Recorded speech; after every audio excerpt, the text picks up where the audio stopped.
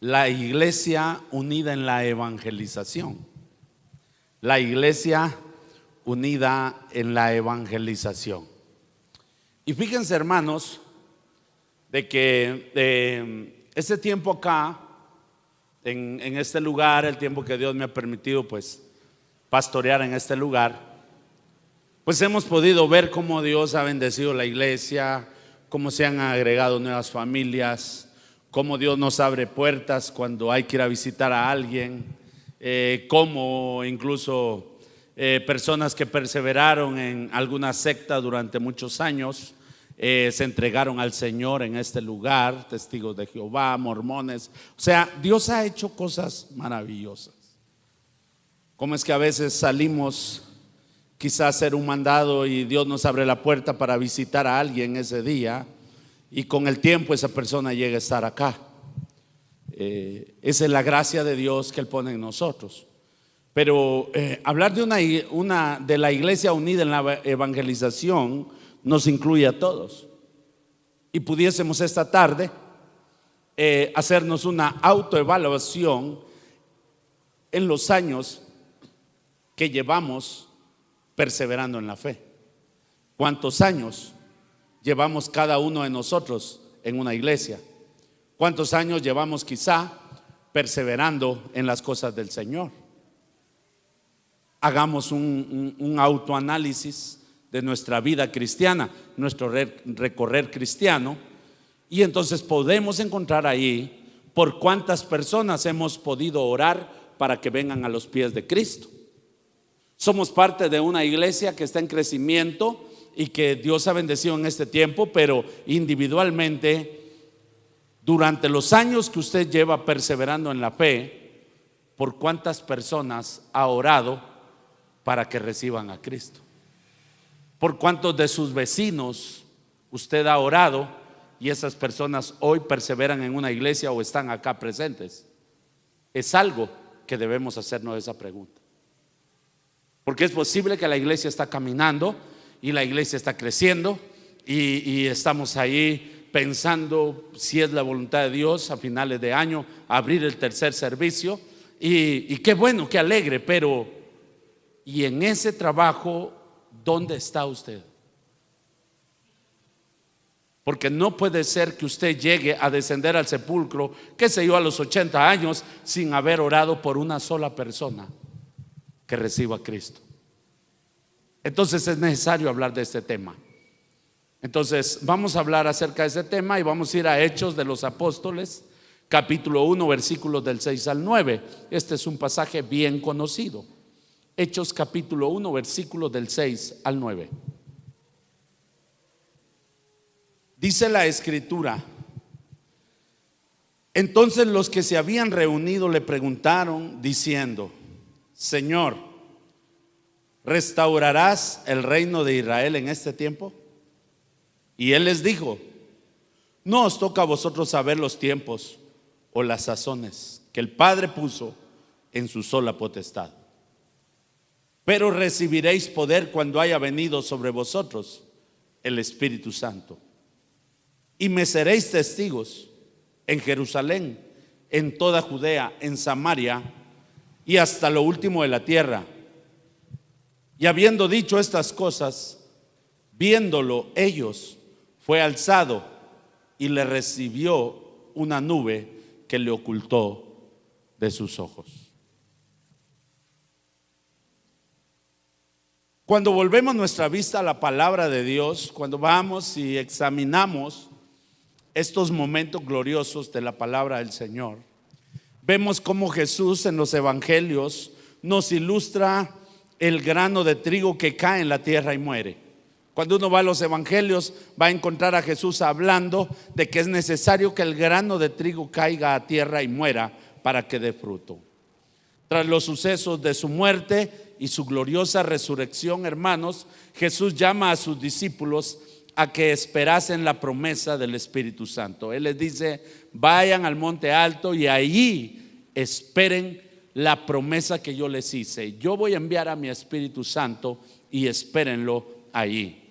Y en el libro de los Hechos vemos esta gloriosa manifestación de su Espíritu Santo cumpliendo la palabra del Señor y llevando mucho fruto de aquella semilla que había sido sembrada, es decir, Cristo. En los evangelios vemos a Cristo comprando a la iglesia con su propia sangre. En los evangelios vamos a encontrar a Jesús yendo hacia el Gólgota, cargando su cruz para derramar hasta la última sangre de su cuerpo en esa cruz. Vamos a ver a Jesús ahí comprando a la iglesia con su propia sangre. Luego en el libro de los Hechos vemos a la iglesia comprada a precio de sangre, surgiendo como producto del precio alto que Jesús le tocó pagar. Es decir, cuando uno ve en el libro de los Hechos a la iglesia, cuando uno observa la iglesia primitiva, es producto de lo que Cristo compra a precio de sangre.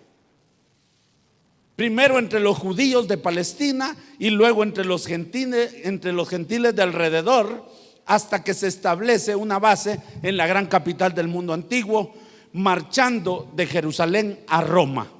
Esa es la iglesia.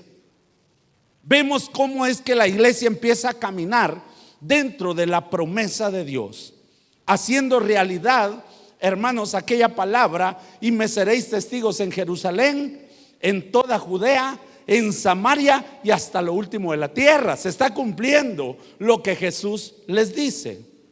Miremos bien en los capítulos, hermanos. En los primeros 7 capítulos de Hechos de los Apóstoles, usted va a encontrar a la iglesia en Jerusalén. Luego, en los capítulos del 8 en adelante, seguimos viendo a la iglesia que se desarrolla en Judea, en Samaria y en la llanura costera. Mire cómo la palabra va tomando forma cuando uno empieza a caminar, a leer Hechos de los Apóstoles, ¿sí? Y a partir, hermanos, del capítulo 13 nos trasladamos con Pablo a Asia Menor, nos trasladamos a Grecia para encontrarnos en el capítulo 28 en Roma, en el palacio del emperador. Miren, es maravilloso cuando uno lee la palabra, cuando uno estudia la palabra, cómo es: y me seréis testigos en Jerusalén, en toda Judea, en Samaria y hasta lo último de la tierra. La palabra se empieza a cumplir. De aquí en adelante vemos una iglesia pujante y con paso firme, conquistando el mundo. La promesa hecha. Cuando observamos detalladamente estos acontecimientos del surgimiento y el crecimiento de la iglesia primitiva, hermanos, tenemos la seguridad de que Dios estaba cumpliendo sus propósitos como iglesia. Caminaba con la iglesia. El que el Espíritu Santo viniese a la iglesia fue una realidad que le dio poder a la iglesia para poder llevar el evangelio. O sea, la iglesia no se detiene porque era una promesa del Señor. El Señor está ahí acompañando a la iglesia por medio del Espíritu, cumpliendo su propósito. El trabajo fuerte de aquellos primeros cristianos fue tal que se logró la expansión del evangelio hasta nuestros días. Aquella palabra que se dio antes de la ascensión nos alcanza hoy hasta acá las faldas del volcán de fuego. Aquí estamos hoy porque esa palabra fue dada, y como el Señor la dio, la palabra se cumple, porque Él no miente. Él lleva a cabo sus propósitos. La iglesia surgió con fuerza y poder y sigue avanzando en esa misma manera. La iglesia no se va a detener. La iglesia seguirá avanzando, la iglesia seguirá creciendo, la iglesia seguirá caminando, pese a que muchos no hagan la parte que les corresponde. No se va a detener. Entonces, como iglesia, debemos entender que debe caminar la iglesia unida en la evangelización, porque ese trabajo de llevar el evangelio no es un trabajo solo de nosotros los pastores, no es un trabajo únicamente de los evangelistas, no es un trabajo nada más de aquellos que desarrollan ministerio. Es un trabajo de usted como creyente en el lugar donde usted vive, en el lugar donde usted trabaja. en el lugar donde usted estudia, en el lugar donde usted hace negocios. Es una responsabilidad de todos. Ahora, ¿por qué la iglesia le cuesta avanzar en la evangelización? Al menos unidos todos juntos, como un solo cuerpo, llevando a cabo la evangelización. ¿Por qué? Miremos lo primero. Cuando la iglesia muere al yo, es que se une para evangelizar. Cuando la iglesia muere al yo, se une para evangelizar. Hablaba hace algunos meses con un pastor y yo le contaba lo maravilloso que es Dios, cómo está obrando en la iglesia. Cómo es que, de hecho, los grupos que vienen los lunes, porque los lunes la iglesia está casi llena orando al Señor. Como eso nos llena de alegría, porque Dios está haciendo cosas grandes en cada vida. Y él me decía, yo el único día que veo la iglesia llena es el domingo. Yo doy estudios bíblicos, me dijo, entre semana, como a 15 personas. Yo doy en el día de oración de la iglesia, que nos reunimos juntos a orar, son 15, 20 personas. Hablamos de una iglesia de como de 600 miembros. Y él me dice, me alegra mucho, pastor, por lo que está pasando en Monte Sinaí, pero me da mucha tristeza porque yo llevo años luchando con la iglesia. Mire qué duro. Cuando la iglesia muere al yo, se une para evangelizar.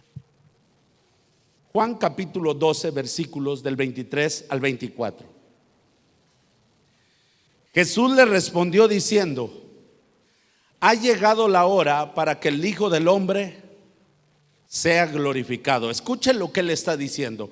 Ha llegado la hora para que el Hijo del Hombre sea glorificado. De cierto os digo, que si el grano de trigo no cae en la tierra y muere, queda solo. Pero si muere, lleva ¿qué? Mucho fruto. Miren qué interesante. Yo me pregunto qué pasaría si a uno de nosotros nos dieran la gran noticia de que dentro de un día, 2 días vamos a morir. ¿Cuál sería nuestra reacción? ¿Cómo reaccionaríamos? ¿Qué haríamos nosotros si nos dijeran, bueno, dentro de 2 días vas a morir, prepárate? ¿Qué haríamos? Hermano, alguien cae en depresión, se pone a llorar, pasa y va a moco todo el día y va a dar consejos, da los 2000 consejos que nunca dio, ¿verdad? Escribe algo en una libreta para que quede grabado, para que nunca lo olvide. Saber qué haríamos. Y Jesús dice: ha llegado el momento para que el Hijo del Hombre sea glorificado. Hermanos, Jesús dijo, hablando de él mismo, que si el grano de trigo no caía en tierra y moría, quedaba solo, pero morir lo hacía productivo, lo hacía llevar mucho fruto. Esto es evidente en el trabajo de la agricultura. Todos los que hemos de alguna manera trabajado la agricultura podemos verlo. ¿Cómo es que uno siembra 2 granitos de maíz? 2 granitos de maíz, una cosa así pequeñita. Y cosecha 4 y 5 mazorcas de este tamaño, hablemos unos 700 granos con 2 granitos de maíz. Cuando Jesús habla de esta manera, lo hacía para que ellos comprendieran la bendición que estaban por ver, por dura que pareciera en ese momento. Es decir, que Jesús podía llevar a cabo un gran ministerio. Sin embargo, para poder alcanzar el mundo, era necesario que muriera y fuera recibido a la diestra del Padre, para poder Él enviar al Espíritu Santo con poder. Y con el poder del Espíritu Santo, mis amados hermanos, los creyentes iban a poder expandir el Evangelio a todo el mundo. Sin el Espíritu Santo no lo iban a poder hacer. No iba a poder ser posible que el Evangelio llegara al mundo entero. Maravilloso esto. Hoy en día, gracias a Dios y el poder de su Espíritu Santo, la iglesia sigue creciendo, hermanos, acá. Pero si hablamos de la iglesia en general, la iglesia sigue creciendo en nuestro país. Usted y yo tenemos el privilegio de estar en un país, hermanos, reconocido como un país referente en el Evangelio. La iglesia, sin duda alguna, sigue creciendo, hermanos. Cuando uno va a otros países, es impresionante ir a Latinoamérica, ir a Colombia, que Colombia es un país que está creciendo fuertemente en el Evangelio. Pero usted va a Chile, va al Perú, va al Ecuador, hablemos de Uruguay, Paraguay, hermanos, esos países están llenos de agnósticos, gente atea.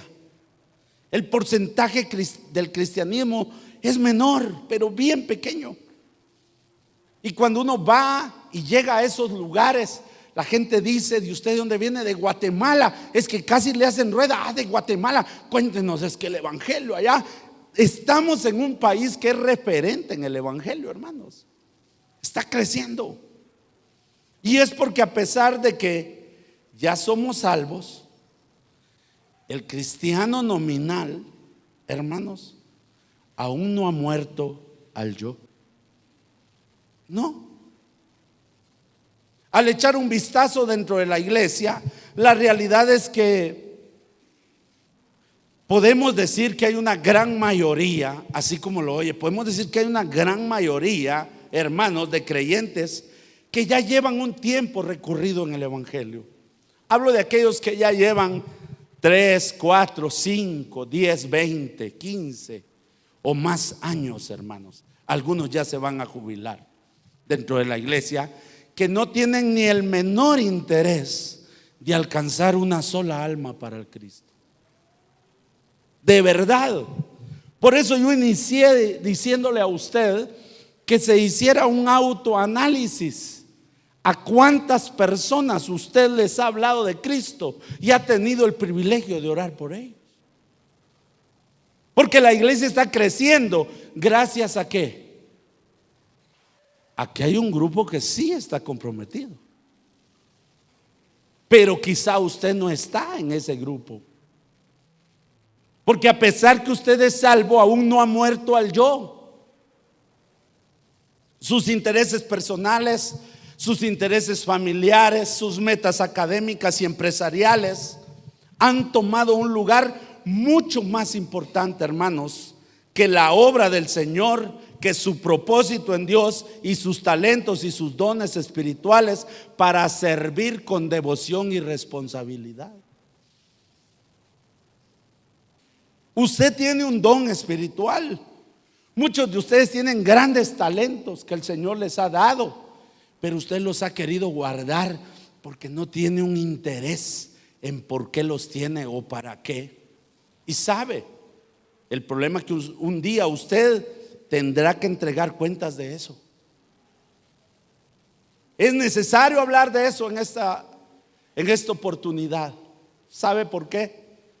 Porque el día de mañana usted no podrá pararse delante del Rey de Reyes y Señor de Señores diciendo que no se le predicó, diciéndole que no se le exhortó, que nadie le advirtió, que nadie le recordó y que nadie le animó a que hiciera algo en la obra del Señor.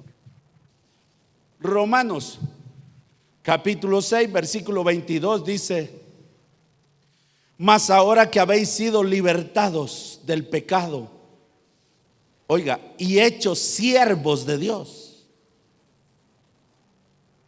tenéis por vuestro fruto la santificación y como fin la vida eterna. Le hago una pregunta esta tarde: ¿Cuántos de aquí han sido liberados del pecado por Cristo Jesús? Amén, me dice amén. ¿Amén o no amén? ¿Cuántos? Amén, todos. Ok, si usted fue liberado de la esclavitud del pecado a través de Cristo Jesús, su sacrificio en la cruz del Calvario, la Biblia nos dice que usted fue hecho un siervo y una sierva del Señor. ¿Cómo la ve? Usted es un servidor de Cristo.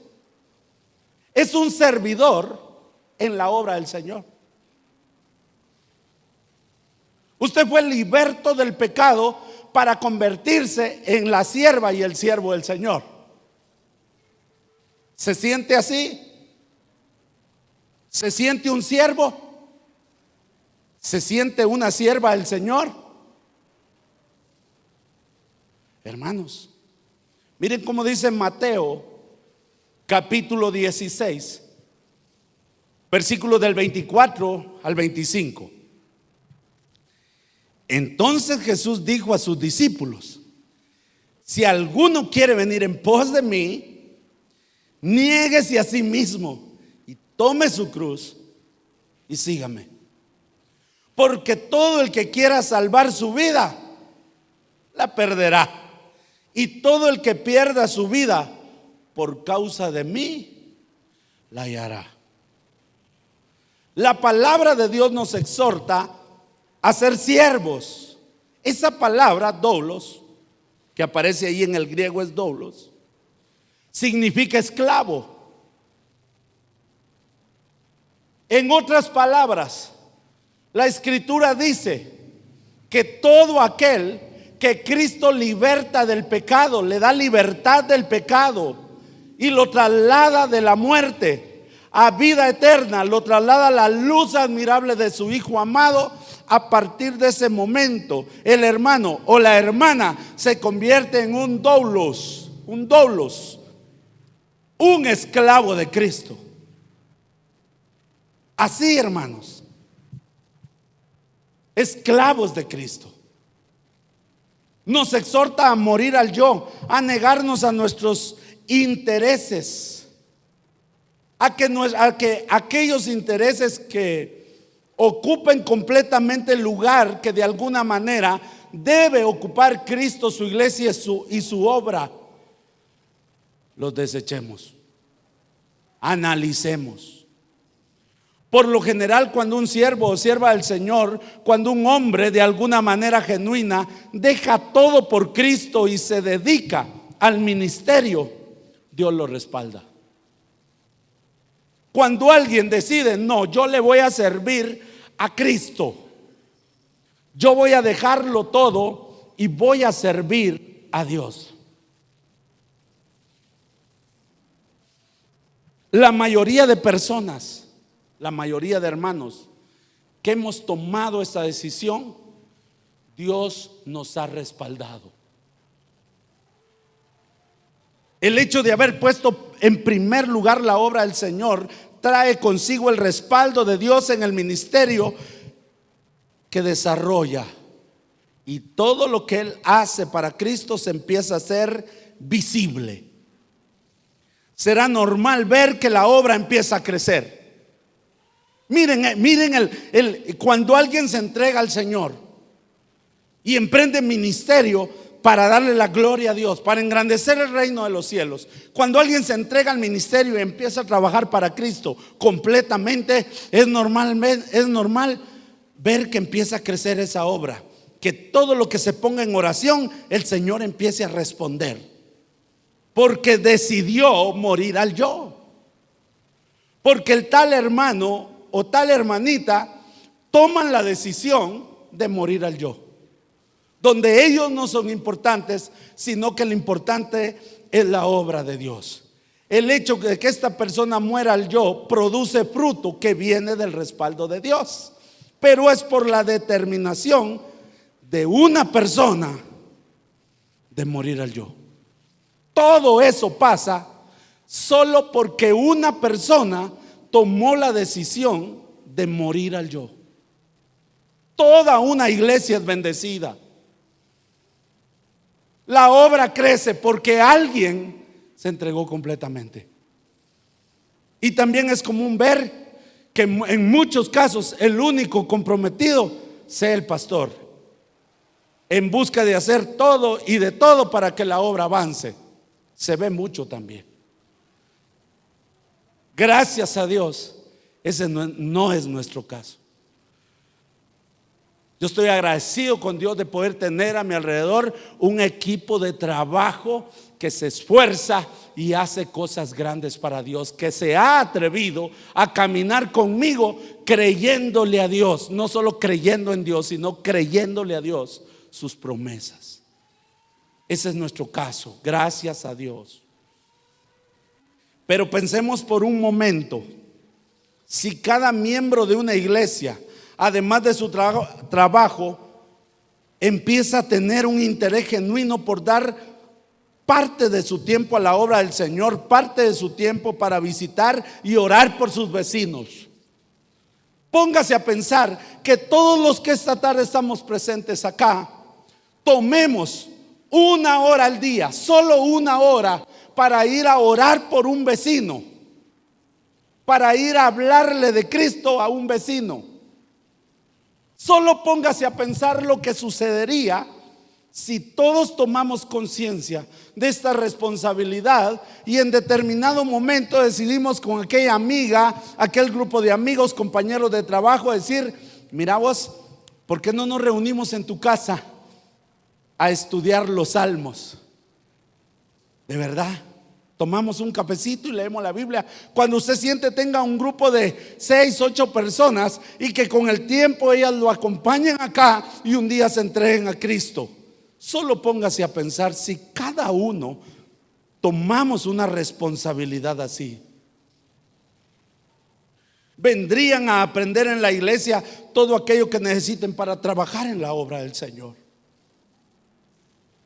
Investigaba yo ayer y hay ministerios cristianos que se dedican a equipar a la gente para el evangelio, para ir y hablar con las personas de Cristo, para ir y hablar con los científicos de Cristo, para ir y hablar con maestros, con profesionales de todos los estratos sociales acerca de Cristo. Hay ministerios que se dedican a eso.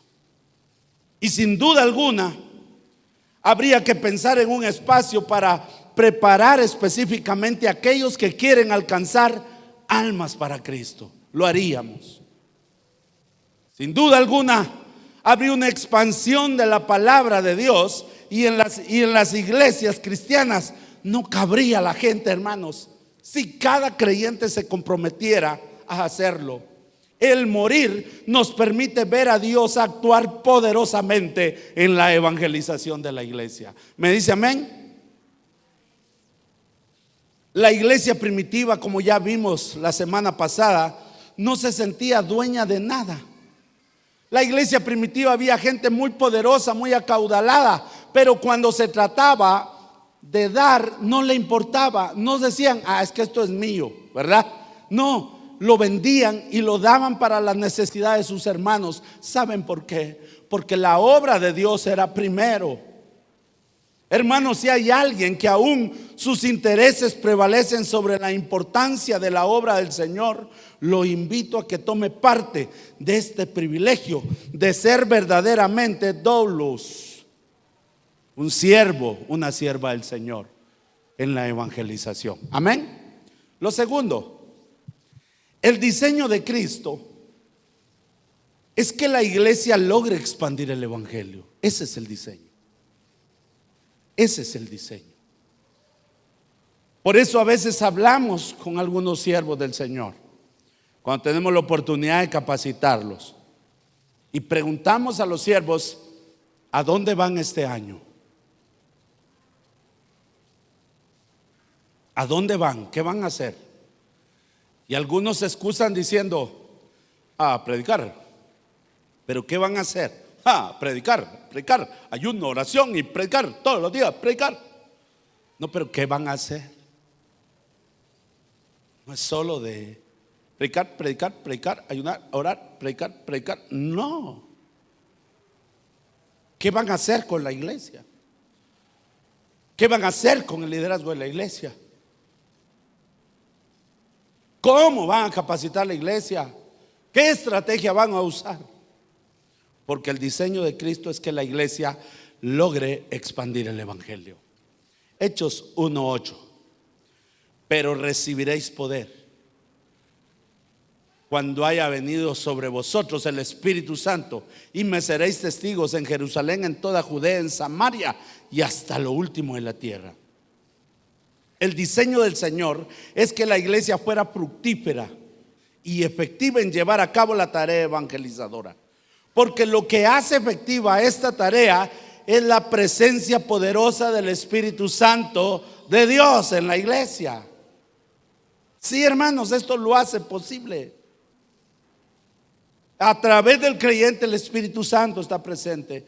Cada creyente, hermanos, es hospedador en su interior del poder de Dios. Todo creyente, al tomar la responsabilidad que tiene delante de Cristo, tendrá el respaldo del poder del Espíritu Santo en todo lo que emprenda para la obra del Señor y su iglesia. En todo.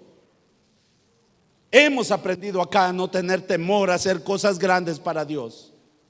El liderazgo lo ha entendido. Y hemos visto la mano de Dios. Hemos hecho cosas sin dinero y Dios lo ha respaldado, porque sabemos que hay un poder maravilloso en nuestro interior. Cuando se trate de hablarle a alguien del Señor, tendrás el respaldo del Espíritu Santo. Cuando invite a alguien a la iglesia, te dará la gracia a Dios por medio de su Espíritu Santo. Cuando visite y ore por un vecino inconverso, Dios te dará palabras de sabiduría para hablarle de Cristo. Mateo 28, 19 y 20 dice la palabra del Señor. Por tanto, id y haced discípulos a todas las naciones, bautizándoles en el nombre del Padre y del Hijo y del Espíritu Santo. Y dice, enseñándoles que guarden todas las cosas que os he mandado. Y he aquí, yo estoy con vosotros todos los días hasta el fin del mundo. Amén. Miren que la premisa fue que hiciéramos ¿qué? Discípulos. Esa fue la premisa.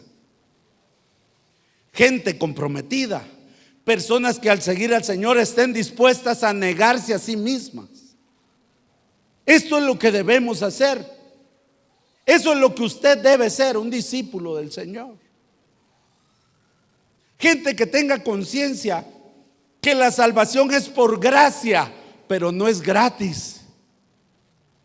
Me llamaba la atención un predicador que en una ocasión dijo: sí, la salvación es por gracia, pero te cuesta toda la vida, decía él.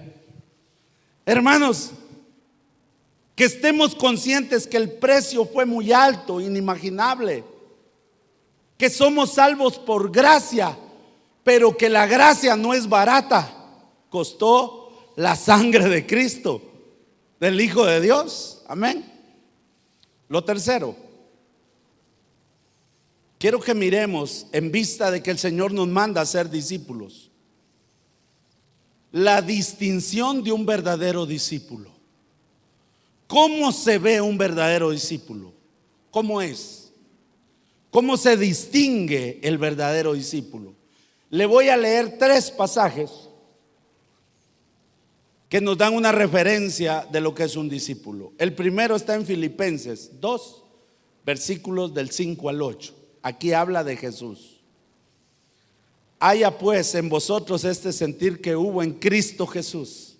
Oiga, el cual siendo en forma de Dios, no estimó el ser igual a Dios como cosa que aferrarse, sino que se despojó a sí mismo, tomando forma de siervo, hecho semejante a los hombres, y estando en la condición de hombre se humilló a sí mismo, haciéndose obediente hasta la muerte y muerte de cruz.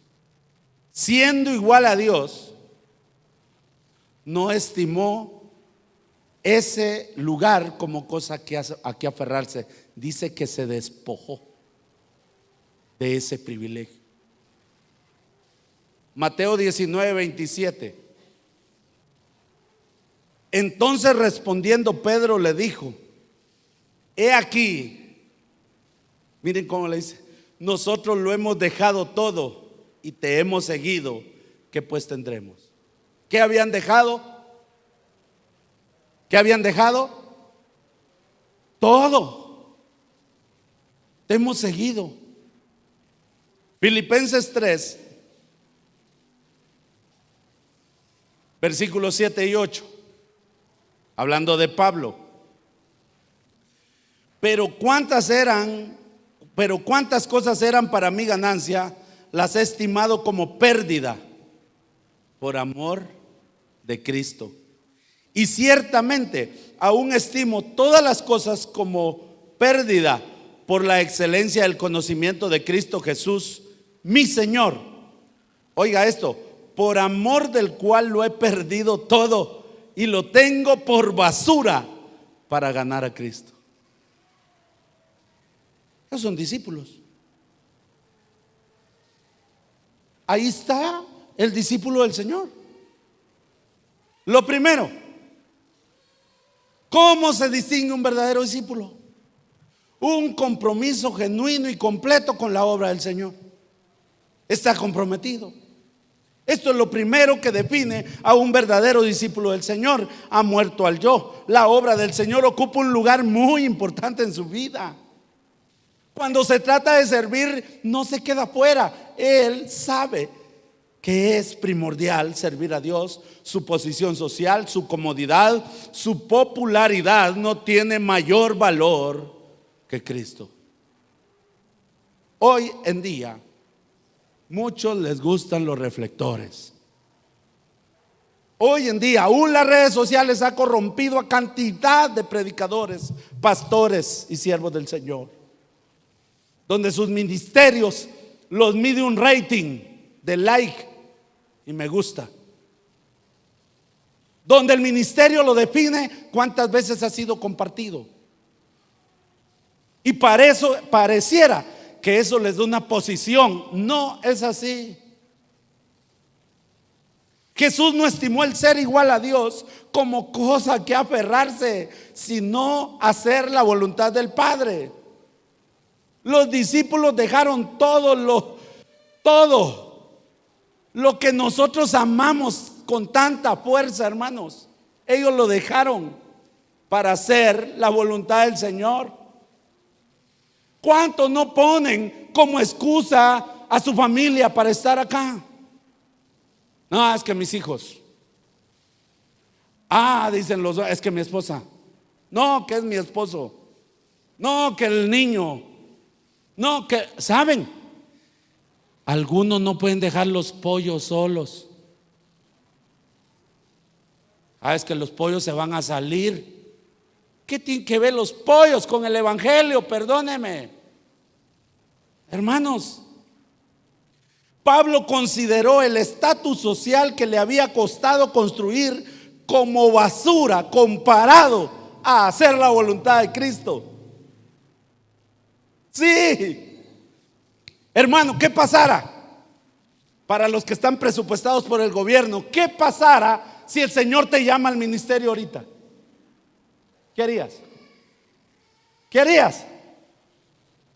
¿Renuncias? ¿O pensarías en tu jubilación? ¿O pensarías en cuántos miles ganas ahorita? Si el Señor te llama, ¿qué harías? Hermano, Pablo dijo, yo considero esto basura. Lo que quiero es agradar a Cristo. ¿Qué estamos nosotros dispuestos a dejar de lado por amor a Cristo, por amor a la iglesia y por amor a su obra? ¿Qué estás dispuesto a dejar de lado? Hermanos, debemos evaluar dónde estamos, porque de esto depende que la iglesia se una para evangelizar y llevar a cabo la voluntad de Dios juntos, hermanos. ¿Qué más distingue a un discípulo? Todos hicieron discípulos. Esto se pone bueno. Esto se pone bueno. Mateo 28, 19, 20. Por tanto, id y haced discípulos a todas las naciones, bautizándolos en el nombre del Padre y del Hijo y del Espíritu Santo, enseñándoles que guarden todas las cosas que os he mandado. Y he aquí, yo estoy con vosotros todos los días hasta el fin del mundo. Jesús hizo discípulos. Es más, no partió con el Señor sin antes haberles enseñado, sin antes haberlos preparado para la obra que debían llevar a cabo. Fue durante su ministerio que los preparó, pero quienes fueron preparados los escogió para que aprendieran el trabajo del ministerio. Hizo discípulos. Jesús. Mire Hechos capítulo 14, versículos del 21 al 23.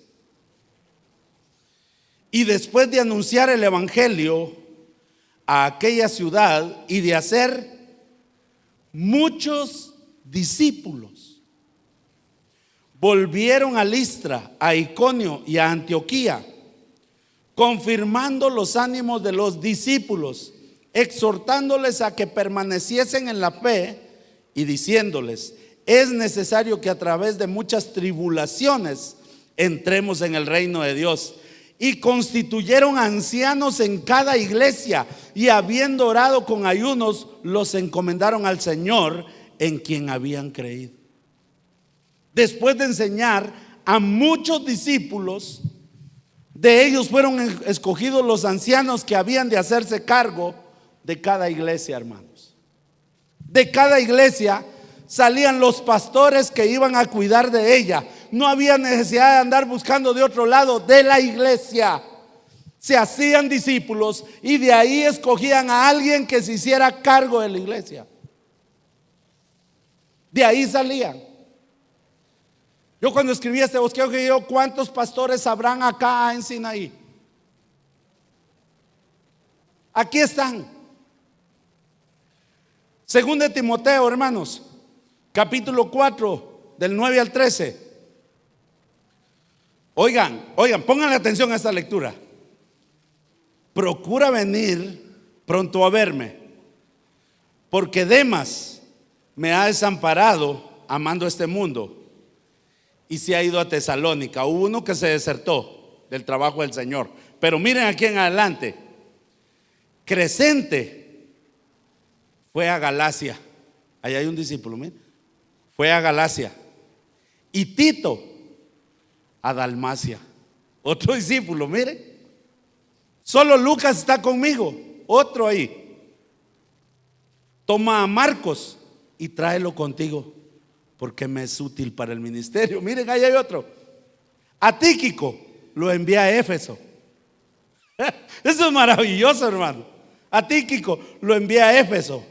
Trae cuando vengas el capote que dejé en Troas, en casa de Carpo.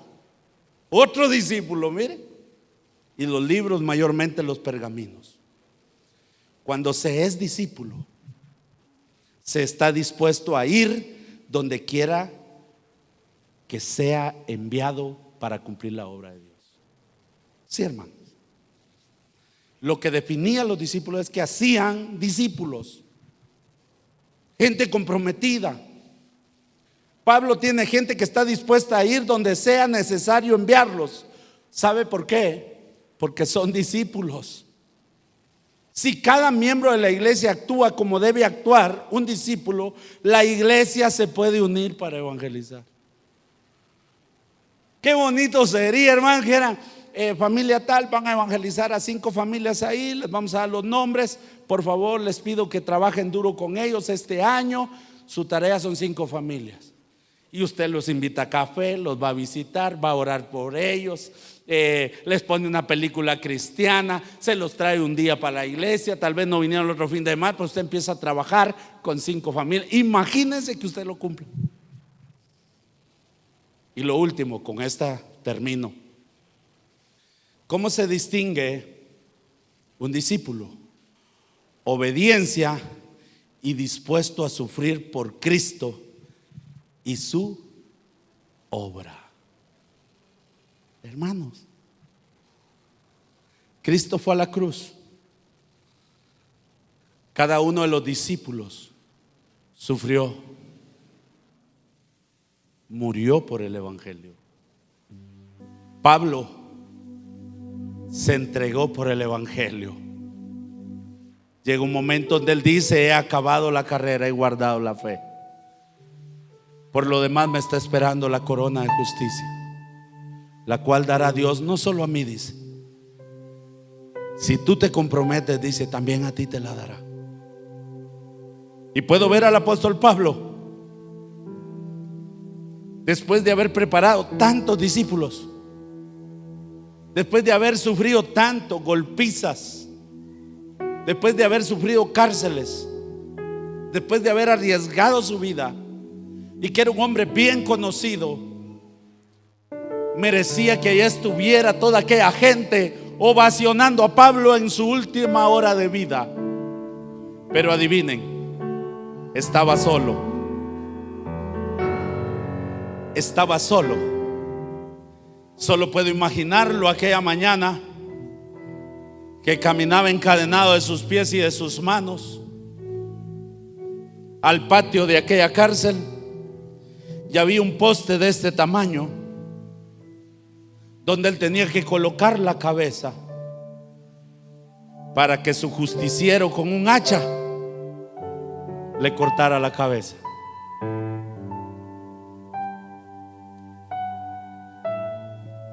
Caminó feliz. Sufrió, sí, pero él cumplió lo que el Señor le encomendó.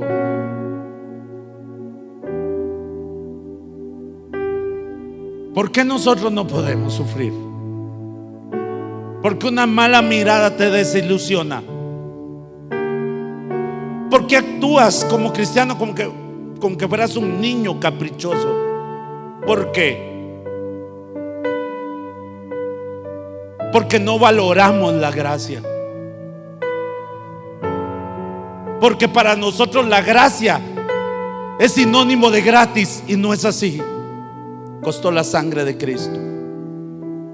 La iglesia se puede unir para evangelizar si tú tomas tu responsabilidad también. Démosle un aplauso al Señor.